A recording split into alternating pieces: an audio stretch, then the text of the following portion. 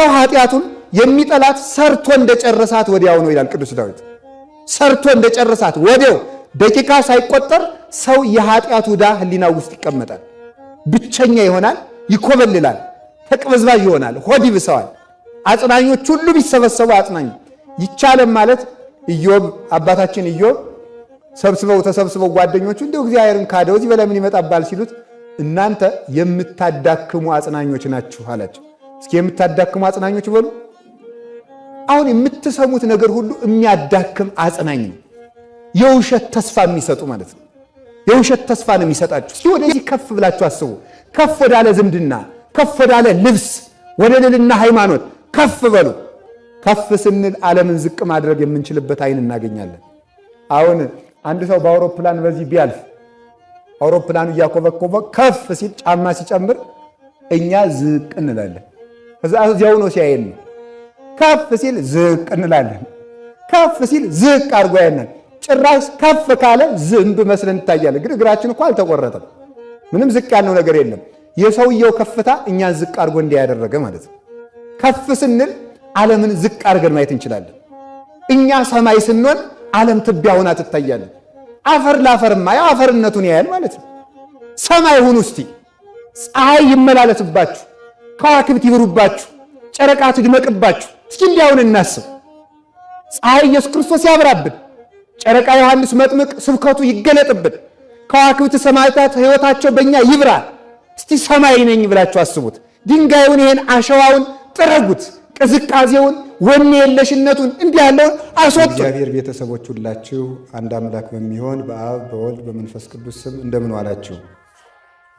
እንደምን አመሻችሁ? እንደምን ቆያችሁ? ኃጢአታችን ታግሶ በቅዱስ ቦታው የሰበሰበን እግዚአብሔር ስሙ ይክበር ይመስገን። እግዚአብሔርን የወደደችልን የድኅነታችን መሠረት የፀሐይ ጽድቃችን ምስራቅ የሕይወት እንጀራችን መሶብ እናታችን ቅድስት ድንግል ማርያም ወላዲተ አምላክ ከጌትነቱ በታች ከፍጥረት ለይቶ አክብሯታልና ለእርሷም ስም ምስጋና ይድረስልን። በመካከላችን ተገኝቶ እንዲያስተምረን እንዲመክረን ቅዱስ ፈቃዱ ይሁንልን። ከአሁን በፊት ላስተማሩን ለሊቀ ሊቃውንት ስምዐኮነ መላክ ቃለ ሕይወትን ያሰማልን፣ ቃለ ሕይወትን ያሰማልን። በልቡናችን ሰሌዳ እግዚአብሔር ቃሉን ይጻፍልን። እግዚአብሔር እንደወደደ የምንማማርበት የትምህርታችን ርዕስ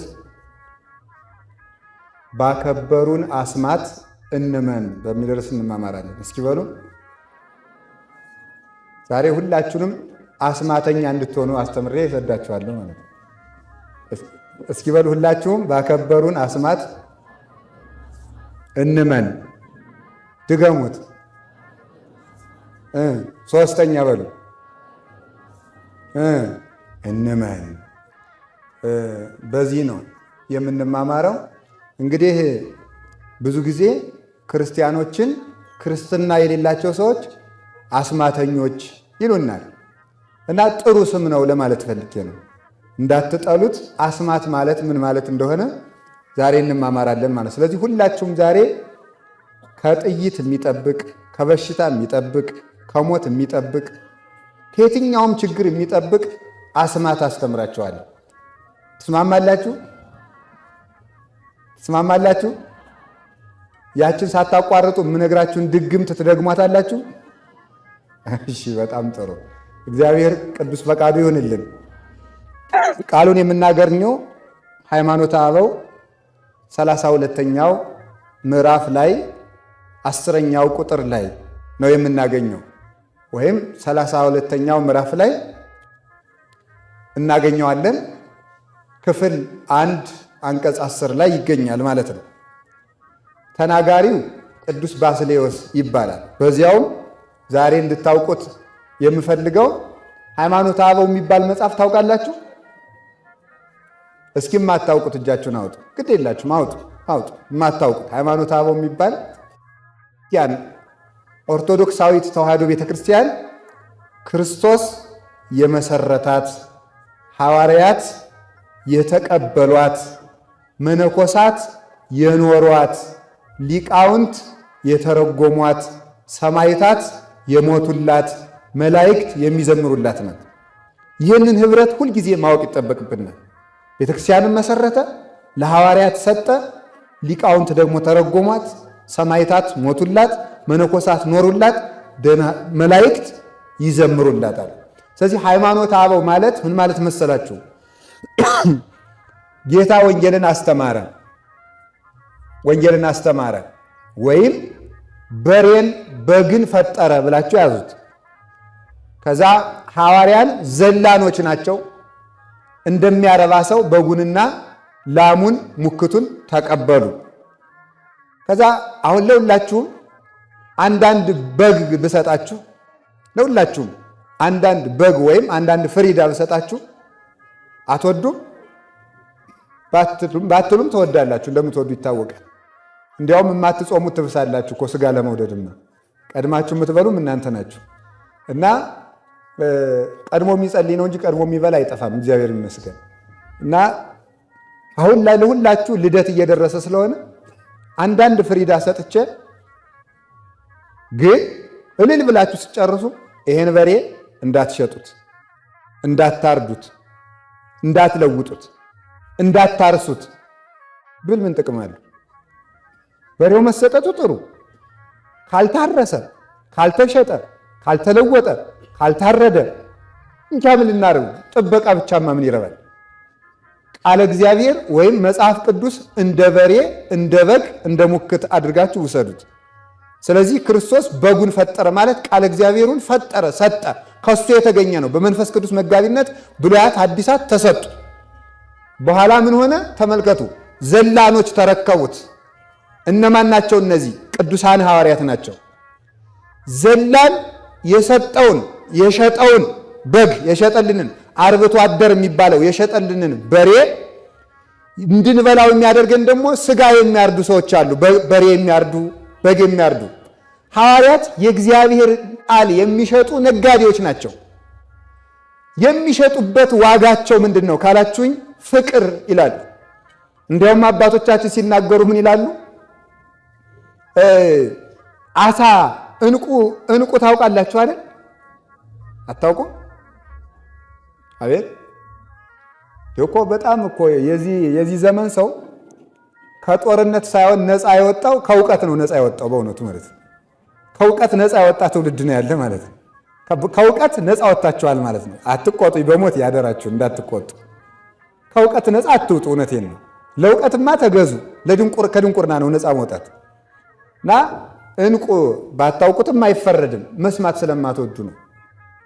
እና ባትሰሙም ደግሞ አይፈረድም፣ የምትሰሙት ስለበዛ ነው። እና እንግዲህ የምትሰሙት ቢበዛም አይፈረድም እያልኩ ከርኩማ ማለቂያ የሌለው ነገር ሊመጣ ነው። እና እንቁ እንደምታውቁት እንቁን የምትወልድ አንዲት ወፍ አለች። ያቺ ከርከቤዴል ትባላለች። ከርከዴል ይሏታል አባቶቻችን፣ ከርከቤዴልም ትባላለች። እና ይቺ ወፍ መኖሪያዋ በባህር ውስጥ ነው። በባህር ውስጥ ትኖርና ውሃ ሲጠማት ከባህሩ አትጠጣም። ወታ ጤዛን የምትልሰው ጠል ታውቃላችሁ? ደግሞ ይህም ሌላ ጥያቄ። ጠል የሚባለው ምንድን ነው? በመከር ወቅት ሌሊት የሚዘንበው ነው። እንደምታውቁት እጽዋት ወይም አዝሪቱ ወይም እህሎቹ ለቁም ነገር የሚበቁት በሙቀትና በምንድን ነው? በሙቀትና በምንድን ነው? በቅዝቃዜ ነው። ቅዝቃዜው ያለዝበዋል፣ ሙቀቱ ያበስለዋል። ቅዝቃዜው የተስፋ ምሳሌ ነው፣ ሙቀቱ የመከራ ምሳሌ ነው። ዘር እንደተዘራ ዝም ብሎ ዝናብ ብቻ ቢሆን ፀሐይ ባይወጣ እህሉ ሽባ ይሆናል፣ አያፈራም። አይታችሁ እንደሆነ ድንገት ወደ ገጠር ስትሄዱ ከቤቱ ታዛ አካባቢ የበቀሉ ብርሃን ወይም ደግሞ ፀሐይ የማያገኙ እጽዋት ሽባ የሆኑና ቢጫ ይሆናሉ። ስለዚህ ሙቀቱ ሊያጠነክረው ነበር እህሉን ማለት ነው። ስለዚህ ዝም ብሎ ዝናብ ብቻ ከሆነ ይሟሽሻል፣ ሙቀት ብቻ ከሆነ ሐሩር ብቻ ከሆነ ይደርቃል። ስለዚህ ክርስቲያን ሁልጊዜ በምቾት ከሆነ የሟሸሸ ነው የሚሆነው። የሟሸሸ ይሆናል ማለት ጭንቅ የማይችል ማስቀደስ እንኳን የማይሆን ሕግ እሱ ወደ ሕግ መውጣት ሲያቅተው ሕግን ወደ እኔ ያውረዱልኝ የሚል ሽባ ይሆናል። ሐሩር ብቻ ቢሆን እንደሚደርቀው ደግሞ ሁልጊዜ መከራ ቢሆን ደግሞ ተስፋ እንቆርጣለን። ስለዚህ እንዳንጠግብ ሐሩሩ እንዳንበላሽ ተሞ ምን ያደርጋል ደግሞ? ተስፋ እንዳንቆርጥ ምን ይመጣል ደግሞ? ጠሉ ይመጣል ማለት ነው። ጠል የሚባለው በበጋ ወቅት በመከር ወቅት ሌሊት ወርዶ የሚያውቅ ጤዛ የምንለው ነው። ያንን ትልሳለች። በሁለት መልኩ ይተረጎምላታል። አንዱ በክፉ ይተረጎማል፣ አንዱ በበጎ። ከርከቤዴል የዚህ ዘመን ትውልድ ምሳሌ ናት። ይቺ ከርከቤዴል በባህር ውስጥ እየኖረች ውሃ ሲጠማት ግን ጤዛ ትልሳለች። የዚህ ዘመን ሰው እንደምታውቁት ባህር የሆነ ዕውቀትን ትቶ ጤዛ ይልሳል። እኔ እንቅጩን ለመናገር ማለት ነው መጽሐፍ ቅዱስ አንብባችሁ ያላገኛችሁትን ሰላም ፌስቡክ አንብባችሁ ልታገኙ ስትሮጡ የምታድሩ ትኖራላችሁ። ማታም ፌስቡክ እያያችሁ ትተኛላችሁ። ማለዳም ተናስታችሁ ምን ተወርቶ ይሆን ብላችሁ ታያላችሁ። በቃ ስትባክኑ አድራችሁ ስትባክኑ መዋል። ከእግዚአብሔር ያላገኛችሁት ሰላም ከዓለም አይገኝም። ሁልጊዜ እንደዚህ ጤዛ መላስ ጥቂት። እዚህ እኮ ወገኖች መጽሐፍ ቅዱስ ተመርጦ 3-4 ጥቅስ የሚጠቀስባት ቤተክርስቲያን ሳትሆን እዚህ ውስጥ መጽሐፍ ቅዱስ የሚኖርባት ቤተክርስቲያን ናት። መጽሐፍ ቅዱስ የሚኖርባት ብቻ ሳይሆን የመጽሐፍ ቅዱስ ሐሳብ በግልጽ የሚታይባት ናት። የሚሰደዱ ብፁዓን ናቸው ተብሎ የሚነገርባት ቤተክርስቲያን ሳይሆን መሰደድን የምታሳይ ቤተክርስቲያን ናት። የሚራሩ ብፁዓን ናቸው የሚሉት ብለው ብቻ ሳይሆን መራራትን በግብር የሚያሳዩ ናቸው። መራራትን በግብር የሚያሳዩ ለአራዊት ለእንስሳ የሚያሳዩ አበው የሚኖርባት ቤተክርስቲያን ናት። እና ጤዛ መላስ የሚባለው ከቤተክርስቲያናችን ጥበብ ሞልቶ ዕውቀት ሞልቶ ብሉያቱ ሐዲሳቱ ሞልቶ 4 ጥቅስ ያንጠለጠለ ሰው ይዞን ሲሄድ በጣም ያስቸግራል። ምንት ያደገደገከ እንዘ ወልደ ንጉሥ አንተ። የሰላማዊ የኢየሱስ ክርስቶስ ልጆች ስንሆን በአሕዛብ ለመዳኘት ፍርድ ቤት ቁመን ስንከራከር የምንውለው እኛው ነን። የምንካሰሰው እኛው ነን። የምንበላለው እኛው ነን። እግዚአብሔር ያሳያችሁ፣ ክርስቶስ ያመልክታችሁ። የንጉሥ ልጅ ስትሆን ምን ያከሳል? በሉ እስኪ ሁላችሁ አንድ ጊዜ የንጉሥ ልጅ ስትሆን በሉ ምን ያከሳል? ማን ነው እንደዚህ የተባለው? አምኖን ነው።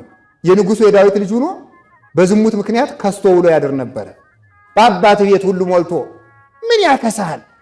ከዳዊት ቤት ምን ጠፍቶ ነበረ? ወደ ራሴ ላምጣውና ወደ እኛ ቤት ይምጣና የንጉሥ የእግዚአብሔር ልጅ ስትሆኑ ምን ያከሳችኋል?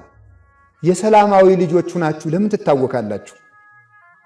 ለምንድን ነው የተቸገራችሁት? ባለጸጋ አምላክ እያላችሁ፣ ባለጸጋ እናት እያለቻችሁ፣ ሰፊ ሀገር እያለን መንግሥተ ሰማያት የማይደክሙ ጠባቂዎች እያሉን መላእክት፣ ለምንድን ነው የደከምከው? ኃጢአታችን አያደከመን እንደምታውቁት ማለት ነው። ስለዚህ እግዚአብሔር ሰዎች ጤዛ አትላሱ። ደስታን ከዚህ ታገኙታላችሁ እንጂ እናንተ ጥራችሁ ግራችሁ ደስታን እናገኛለን ብላችሁ አትልፉ። እሱ ነው ጤዛ መላስ ማለት። ትክክለኛውን ደስታ አጥቶ ዳርዳሩን መሮጥ ማለት ነው። ማዕድ ተቀምጦ ፍርፋሪ ለቀማ መሮጥ ማለት ነው። ከወዳጅ ጥሎ ከጠላት ሰላም አገኛለሁ ብሎ መሮጥ ነው።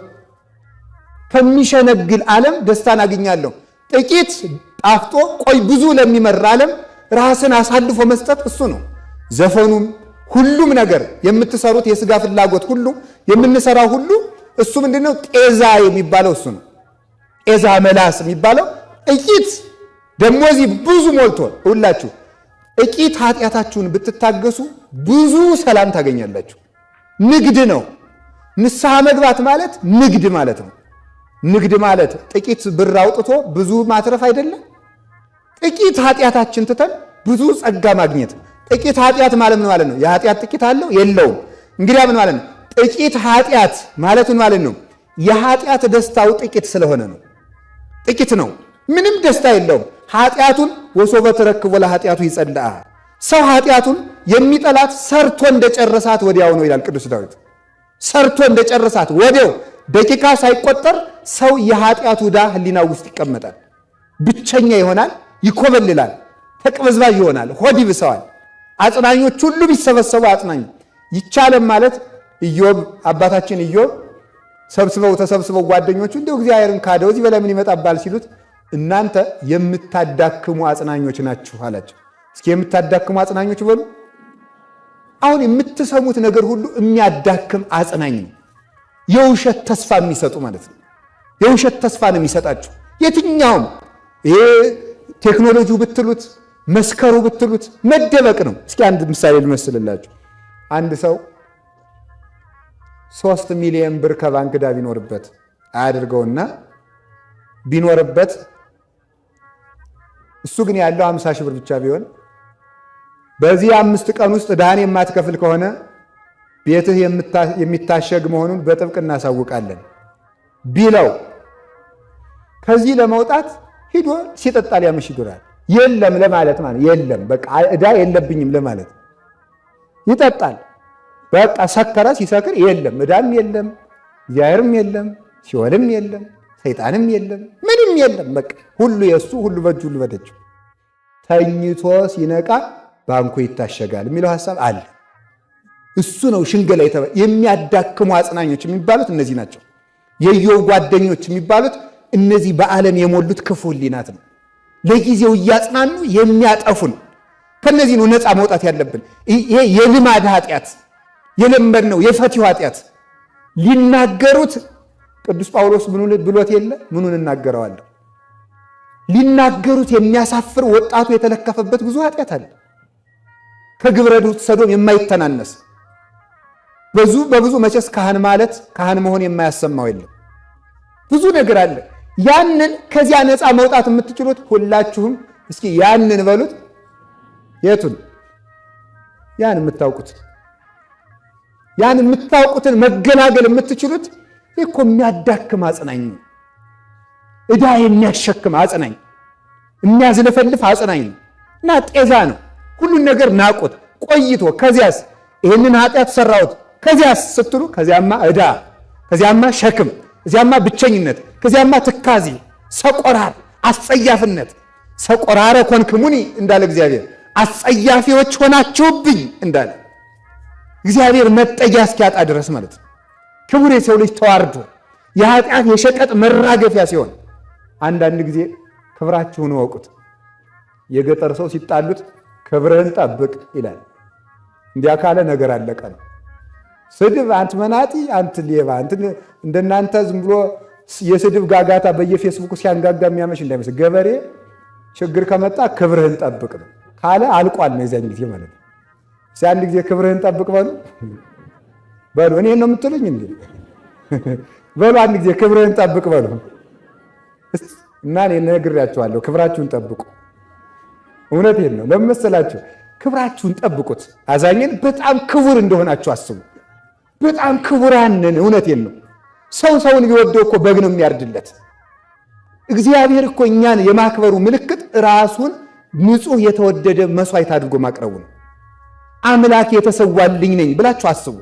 ለራሳችሁ ክብር ስጡት። ከፍ ብላችሁ አስቡት። የእናንተ ልካችሁ ሸማኔ የሰራው ልብስ አይደለም። ፋብሪካ የመረተው ኮትና ሱሪ አይደለም። የኛ ልካችን ምንድነው ካላችሁኝ፣ ፀሐየ ጽድቅ ኢየሱስ ክርስቶስን መልበስ ነው። የኛ ልካችን እኮ ቤቶችን መገንባት ማነጽ አይደለም። እኛ በብርሃን ቤት መኖር ነው። የኛ ልካችን ከዘመዶቻችን ጋር ተደራጅተን መንደር አበጅተን ጎርጥ ለይተን ክልል ከልለን ወረዳ አበጅተን የራሳችን ባለስልጣኖች ሹመት መኖር አይደለም። የኛ ዘመዶቻችን የማይደክሙ የማይንቀላፉ የማይራቡ ሚካኤል ገብርኤልና ሩፋኤል ናቸው። እስቲ ወደዚህ ከፍ ብላችሁ አስቡ። ከፍ ወዳለ ዝምድና፣ ከፍ ወዳለ ልብስ፣ ወደ ልዕልና ሃይማኖት ከፍ በሉ። ከፍ ስንል ዓለምን ዝቅ ማድረግ የምንችልበት አይን እናገኛለን። አሁን አንድ ሰው በአውሮፕላን በዚህ ቢያልፍ አውሮፕላኑ እያኮበኮበ ከፍ ሲል ጫማ ሲጨምር እኛ ዝቅ እንላለን። እዚያው ነው ሲያየን ነው። ከፍ ሲል ዝቅ እንላለን። ከፍ ሲል ዝቅ አድርጎ ያየናል። ጭራሽ ከፍ ካለ ዝንብ መስለን እንታያለን። ግን እግራችን እኮ አልተቆረጠም። ምንም ዝቅ ያልነው ነገር የለም። የሰውየው ከፍታ እኛን ዝቅ አድርጎ እንዲያደረገ ማለት ነው። ከፍ ስንል ዓለምን ዝቅ አድርገን ማየት እንችላለን። እኛ ሰማይ ስንሆን ዓለም ትቢያ ሆና ትታያለን። አፈር ላፈርማ ያው አፈርነቱን ያያል ማለት ነው።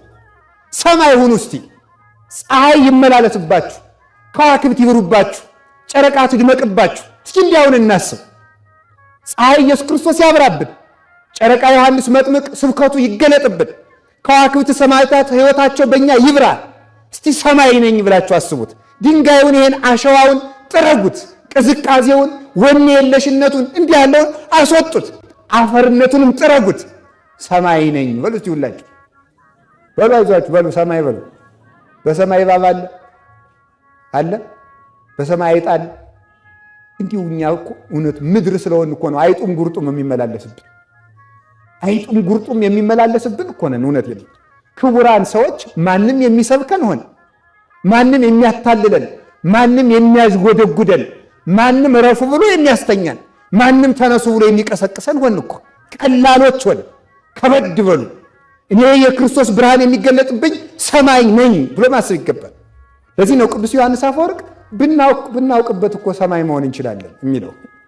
ብናውቅበት በሉ አባ ብታውቅባት ይላሉ አባቶቻችን። አባ ብታውቁባት ጎንደርም ዋልድባ ናት ይላሉ።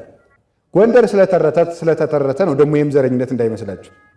እንዲሁ በሉ አስፈልጋችሁ አዲስ አበባ አድርጉት። ማነው የሰፈሩ ማን የሚባል ጉለሌ በሉት፣ ችግር የለም። አባ ብታውቅባት በሉ ጉለሌም ዋልድባ ናት በሉ። በቃ እሱ ነው ዋናው ነገር ማለት ነው። እዚያ ስለተነገረ ደግሞ ሰው ችግረኛ አይደለችስ ማለት ነው። ስለዚህ ካወቃችሁበት የትኛውም ዋልድባ ነው፣ የትኛውም አብረንታንት ነው፣ የትኛውም ማኅበረ ሥላሴ ነው። ብናውቅበት ሰማይ ነን አለ። እዚህ እንደተቀመጥን እኮ ነው። 3 ክንድ ከስንዝር ቁመታችን ሳንለቅ እኮ ነው ምንም ሳይቀጠልልን እኛ ብናውቅበት እንደ ቆምን ሰማይ ነን። ለምን? አረ ከሰማይ ምን እንበልጣለን ይላል ሊቁ ሲናገር። ከሰማይ ምን እንበልጣለን? ደግሞ ለሰማይ ነው። ሰማይ እኮ የሚገባ ፀሐይን የሚወጣበት፣ የሚጠፉ የሚረግፉ ከዋክብት እኮ ነው የሚወጡበት። ብርሃና እንድናው ሲራክ ምን ይላል? ልቡ ለአብድ ይሐጽጽ ከመ እንተ ወርህ፣ የሰነፍ ልቡ እያደረ እንደ ጨረቃ ብርሃን ይጎላል ይላል። ያላዋቂ ልብ እያደረ ይጎላል፣ እያደረ እንደመጨመር። በኋላ ተመልከቱ አላችሁ። እግዚአብሔር ከሁላችን ጋር ይሁን። ከሰማይ ምን እንበልጣለን? ኧረ በዚህማማ የሚረግፉ ብርሃናት ነው። ለእኛ ግን የእውነተኛው ፀሐይ ክርስቶስ ካደረብን እኛ ከሰማይ ምን እንበልጣለን? ከፍ ብለን እንዳናስብ አምላከ ቅዱሳን ይርዳን እና ጤዛ እንዳንልስ እግዚአብሔር ይርዳን።